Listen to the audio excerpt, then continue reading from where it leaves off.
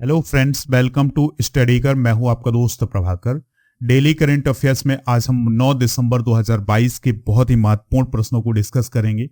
तो आप इस लेक्चर को बहुत ही ध्यान से और लास्ट तक जरूर देखिएगा। लास्ट में हम इसका रिवीजन करेंगे। इसके अलावा आपसे एक प्रश्न भी पूछेंगे, तो उसका आंसर आपको कमेंट बॉक्स में देना है। चैनल पर अगर आप नए हैं तो चैनल को सब्सक्राइब कर लें, बेल आइकन भी दबा लें, जिससे आपको समय पर और सबसे पहले नोटिफिकेशन मिल सकेगा। आज का पहला क्वेश्चन है, मीराबाई चानू ने वर्ल्ड वेट लिफ्टिंग चैंपियनशिप में कौन सा मेडल जीता है? तो उन्होंने सिल्वर मेडल जीता है।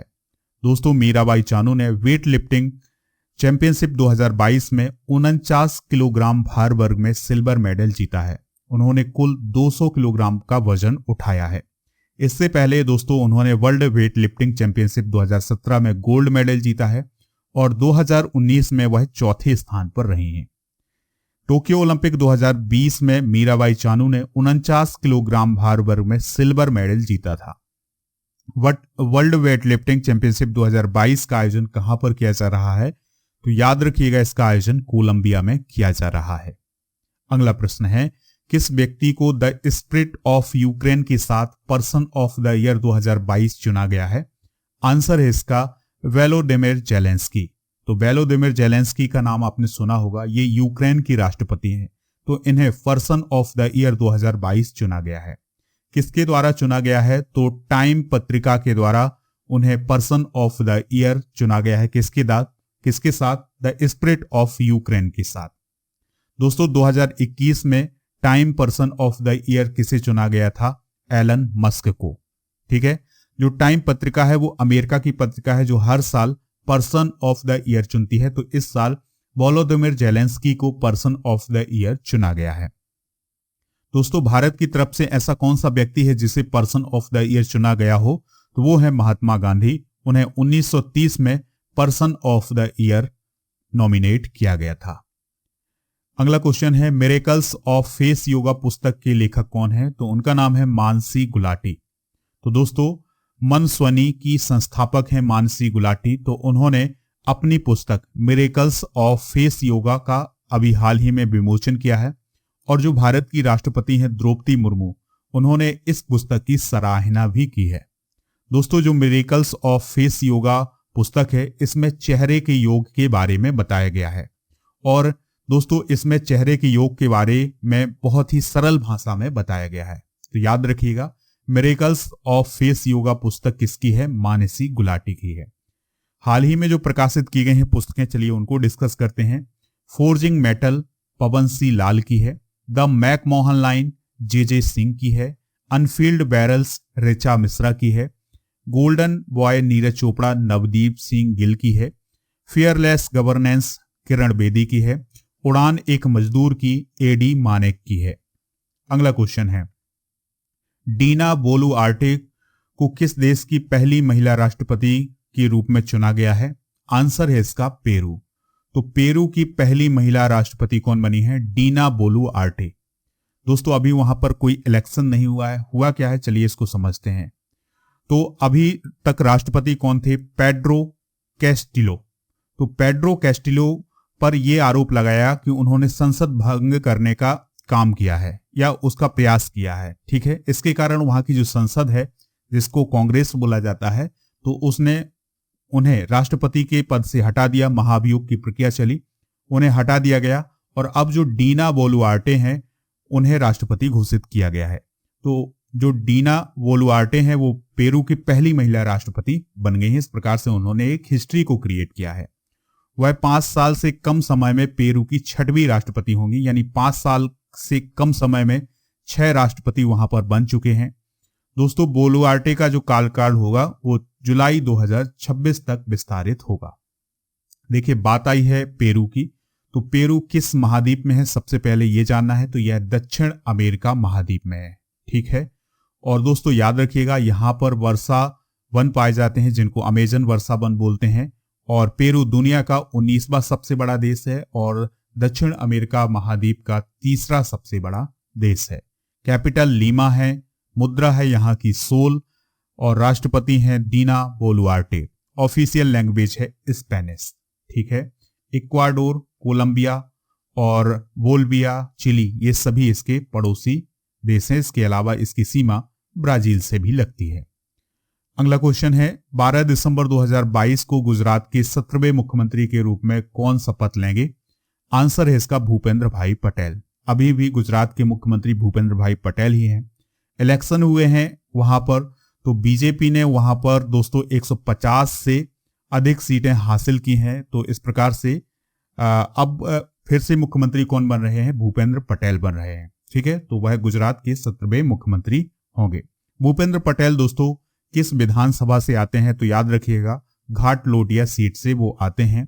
उन्होंने अहमदाबाद नगर निगम और अहमदाबाद शहरी विकास प्राधिकरण की स्थायी समिति के अध्यक्ष के रूप में भी काम किया हुआ है। उन्हें सितंबर 2021 में गुजरात के मुख्यमंत्री के रूप में नियुक्त किया गया था और तब से वो मुख्यमंत्री के रूप में काम कर रहे हैं। अगला प्रश्न है कार्तिकेय दीपम रथ उत्सव किस शहर में आयोजित किया गया है? तो आंसर है इसका मदुरै में। दोस्तों कार्तिक दीपम रथ उत्सव 28 नवंबर से 6 दिसंबर 2022 के बीच में मदुरै के तिरुपरंगुराम में आयोजित किया गया है। और दोस्तों इस त्योहार का उल्लेख जो है वो तमिलों के एक प्रसिद्ध साहित्य अहनानुरू में मिलता है। जो अहनानुरू है वो संगम साहित्य की महान पुस्तकों में से एक है, जिसमें 200 ईसा पूर्व से लेकर के 300 ईसा पूर्व के बीच की जो घटनाएं हैं उनके बारे में वर्णन किया गया है। और इसी पुस्तक में कार्तिकेय दीपम रथ उत्सव का भी वर्णन किया गया है। ठीक है, तो दोस्तों याद रखिएगा कि ये जो मदुरै है ये किस राज्य में है? तो याद रखिएगा ये तमिलनाडु में है। और जो कार्तिकेय दीपम उत्सव जो है ये केरल, आंध्र प्रदेश और कर्नाटक में भी मनाया जाता है।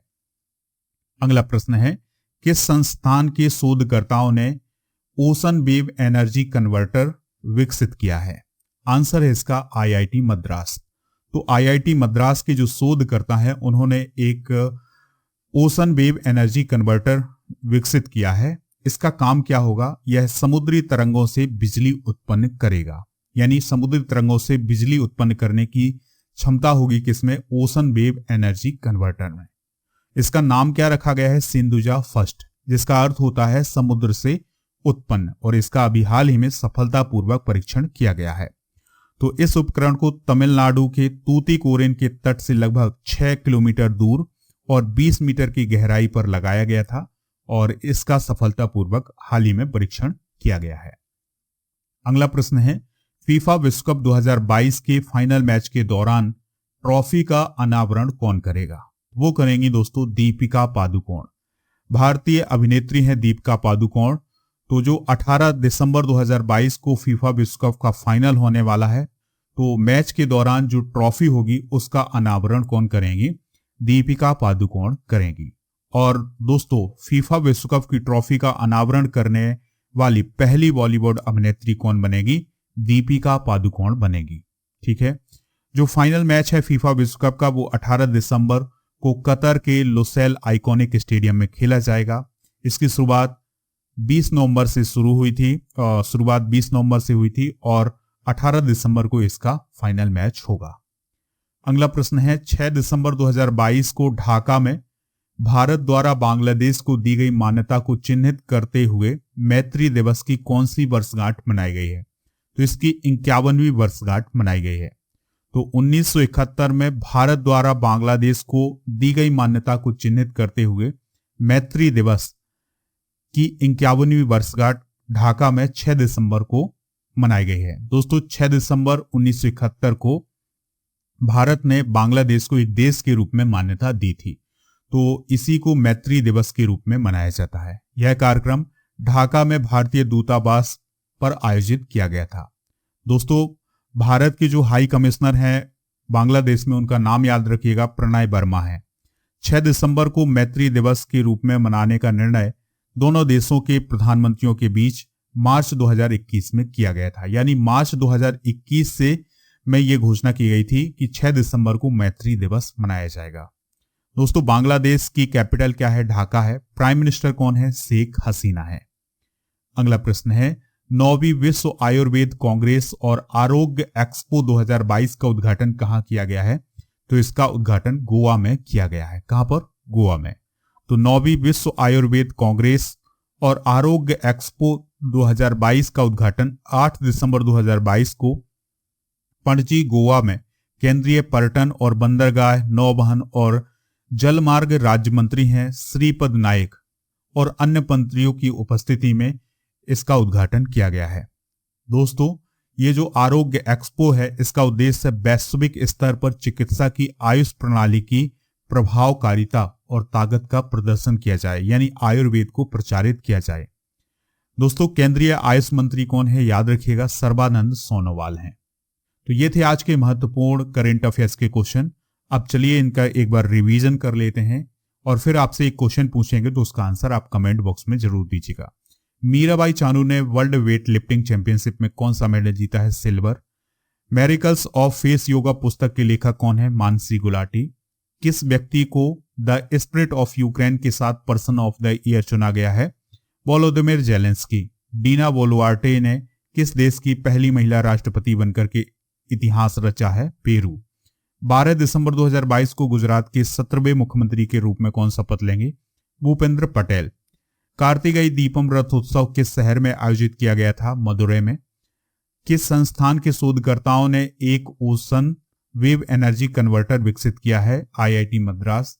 फीफा विश्व कप के फाइनल मैच के दौरान ट्रॉफी का अनावरण कौन करेगा? दीपिका पादुकोण। 6 दिसंबर 2022 को ढाका में भारत द्वारा बांग्लादेश को दी गई मान्यता को चिन्हित करते हुए मैत्री दिवस की कौन सी वर्षगांठ मनाई गई है? 51वीं वर्षगांठ मनाई गई है। 9वीं विश्व आयुर्वेद कांग्रेस और आरोग्य एक्सपो 2022 का उद्घाटन कहाँ किया गया है? गोवा में किया गया है। चलिए अब आपसे एक क्वेश्चन पूछते हैं, उसका आंसर आप कमेंट बॉक्स में जरूर दीजिएगा। किस व्यक्ति को द स्पिरिट ऑफ यूक्रेन के साथ पर्सन ऑफ द ईयर 2022 चुना गया है? आपके सामने ऑप्शन है।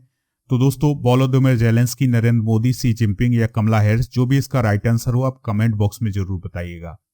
अगर आपको इसका पीडीएफ डाउनलोड करना है तो हमारे एप्लीकेशन से कर सकते हैं। एप्लीकेशन का लिंक डिस्क्रिप्शन में है, तो वहां से सबसे पहले एप्लीकेशन डाउनलोड करें, फिर इसके बाद स्टडी मटेरियल पर जाएंगे तो आपको पीडीएफ मिल जाएगा। मंथली करंट अफेयर्स और जो भी इंपॉर्टेंट पीडीएफ है वो सभी उपलब्ध हैं, तो आप इन्हें भी डाउनलोड कर लें। लेक्चर पसंद आया हो तो लाइक करें, शेयर करें सभी दोस्तों को, सभी सोशल मीडिया प्लेटफॉर्म पर। जय हिंद, वंदे मातरम।